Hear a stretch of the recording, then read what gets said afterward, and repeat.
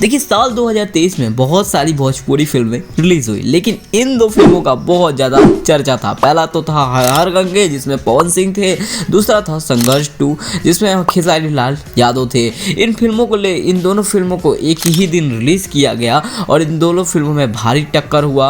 वो अलग बात है कि हर हर गंगे ने बाजी मार लिया, मतलब वो फिल्म थोड़ी ज़्यादा चली थी, 50 दिनों तक सिनेमाघरों में ये फिल्म टिकी रही हर हर गंगे। लेकिन क्या आपको पता है इन दोनों फिल्मों में से सबसे ज़्यादा बजट किसका था? मतलब इन दोनों फिल्मों से सबसे महंगी फिल्म कौन सी, संघर्ष 2 या फिर हर हर गंगे? चलिए मैं आपको इस वीडियो के अंदर बताता हूँ, आप लोग उस वीडियो को लाइक जरूर से कर दें।